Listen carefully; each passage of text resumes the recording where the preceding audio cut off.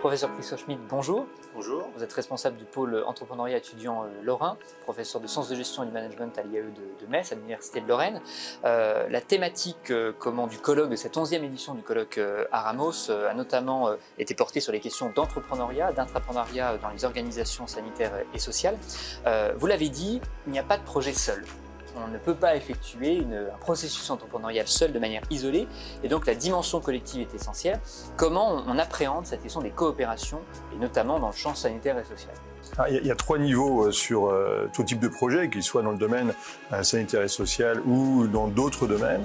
C'est une dimension, on va dire, des porteurs de projets, qui portent les projets, et des fois c'est pas une personne mais plusieurs personnes. C'est le projet. Avec un projet, c'est une vision, un prolongement de ce qu'on veut faire, des changements qu'on voudrait apporter. Et puis un écosystème qui va amener différentes choses, des ressources humaines, techniques et financières. Et cet écosystème doit adhérer à ce projet, à cette vision, et l'apporter avec différentes étapes, jusqu'à la mise en place, et puis aussi potentiellement les usagers qui vont pouvoir en profiter. Donc effectivement, quand on entend des termes entreprise, entreprendre, projet, innovation, santé, on ne les croise pas forcément de manière spontanée. Et donc c'est la question vraiment de la capacité, le processus entrepreneurial dans une organisation, l'intrapreneuriat qui était au cœur de la table ronde. Comment cela se met en place? Comment ce processus peut être facilité au sein des organisations?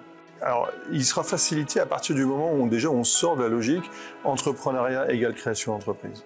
On n'est vraiment pas du tout là-dessus. Entrepreneuriat, c'est avant tout retenir le verbe d'entreprendre, donc de mettre en place des choses. Et à partir de ce moment-là, ça veut dire qu'il y a plein d'idées dans les organisations. Comment on les écoute? Comment on peut donner, on va dire, vie à ces projets-là?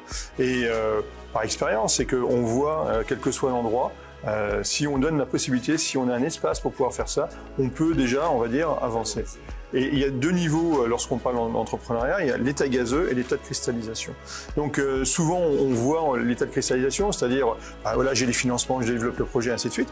Mais en fait, il y a toute une partie en amont qui s'appelle l'état gazeux, où on va travailler sur le projet, construire du sens et amener les uns et les autres, on va adhérer au projet. Et souvent, cette étape est oubliée.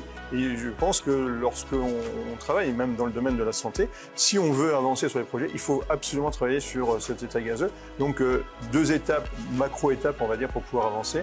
État gazeux, état de cristallisation.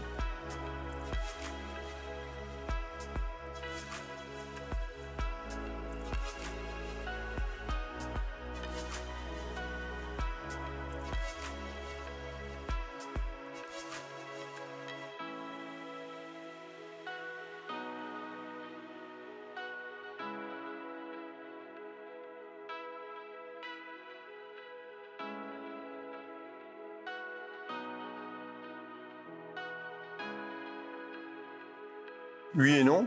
En gros, ça va dépendre de la posture. Pour moi, c'est largement oui. Lorsqu'on est sur une synergie, c'est-à-dire que 1 + 1 = 3, là, on a vraiment des choses à gagner. Par contre, si on a une posture, on va dire, fermée, c'est-à-dire que l'autre fait peur plus que ne rassure, lorsqu'on se sent menacé sur un territoire, lorsqu'on est en conflit avec des personnes, c'est clair que être à plusieurs, c'est pas une vraie plus-value en tant que telle. Donc ça veut dire que au-delà de la notion de projet d'intrapreneuriat, c'est quelle est la culture qu'on veut développer, et c'est pas antinomique d'avoir une culture organisationnelle, on va dire classique, et une culture entrepreneuriale au sein d'une organisation. Les deux peuvent largement cohabiter. On le met en place déjà à différents endroits lorsqu'on est sollicité, mais si on ne travaille pas sur ces deux dimensions, on va être dans, on va dire, une guerre entre les tenants d'une approche plutôt entrepreneuriale et les tenants d'une approche organisationnelle plus classique. Eh bien, on va éviter cette guerre lors de cette édition du colloque Aramos. Merci beaucoup, professeur. Merci pour l'invitation.